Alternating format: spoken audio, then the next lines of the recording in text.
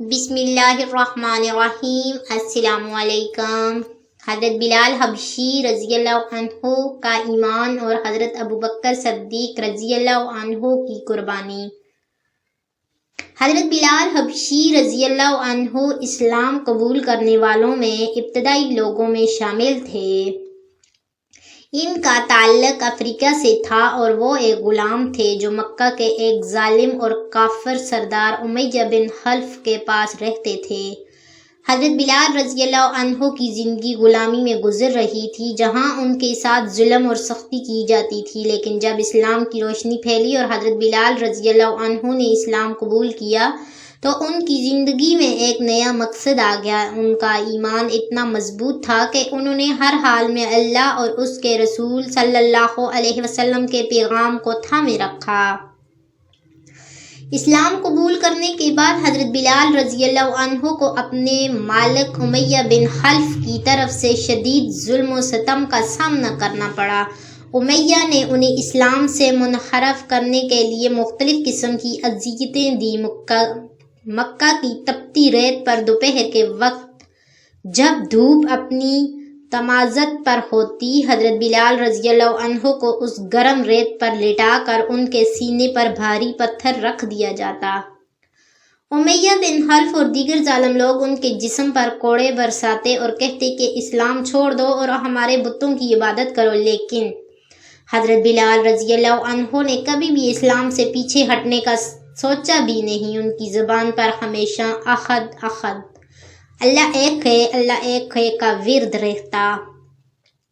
حضرت بلال رضی اللہ عنہ کی اس ثابت قدمی اور ایمان کی قوت نے مکہ کے مسلمانوں کو ایک عظیم مثال فراہم کی۔ ان کے اس عمل نے یہ پیغام دیا کہ اسلام کے راستے میں آنے والی مشکلات کے باوجود ایک مسلمان کو اپنے ایمان پر قائم رہنا چاہیے۔ حضرت بلال کی استقامت اور ان کی وفاداری نے ان کے ساتھی مسلمانوں کو حوصلہ دیا اور ان کی قربانیوں نے ایمان کی روشنی کو مزید مضبوط کیا۔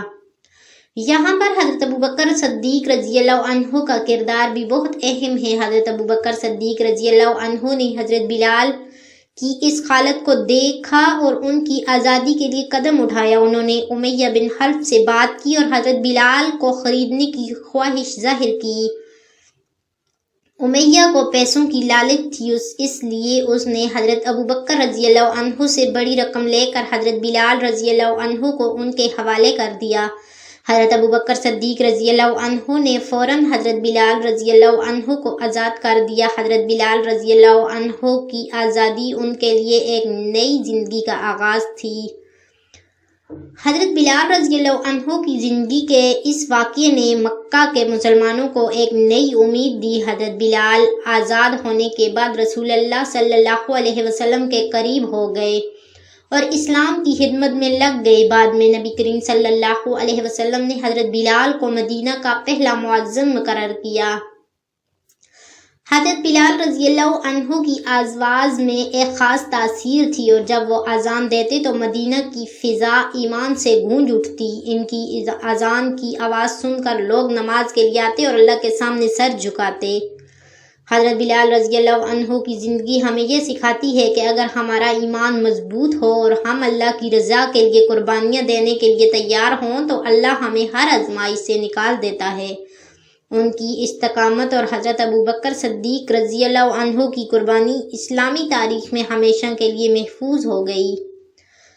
حضرت بلال حبشی رضی اللہ عنہ اور حضرت ابوبکر صدیق رضی اللہ عنہ کا یہ واقعہ ہمیں سکھاتا ہے کہ ایمان کی مضبوطی حضرت بلال کی طرح اگر ہمارا ایمان مضبوط ہو تو دنیا کی کوئی طاقت ہمیں اللہ سے دور نہیں کر سکتی۔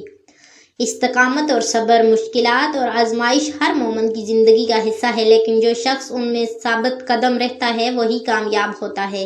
دوسروں کی مدد، حضرت ابوبکر صدیق رضی اللہ عنہ نے حضرت بلال رضی اللہ عنہ کی مدد کر کے ہمیں یہ سبق دیا ہے کہ ہمیں ہمیشہ مظلوموں کا ساتھ دینا چاہیے۔ اللہ پر بھروسہ، جب ہم اللہ پر بھروسہ کرتے ہیں اور اس کے لیے ہر قربانی دینے کو تیار ہوتے ہیں تو اللہ ہمیں ہر مشکل سے نکال دیتا ہے۔ یہ واقعہ آج بھی مسلمانوں کے لیے یہ مشعل راہ ہے۔ ہمیں چاہیے کہ ہم بھی اپنے ایمان کو مضبوط کریں اور دین کے راستے میں آنے والی ہر مشکل کا سامنا صبر اور استقامت سے کریں۔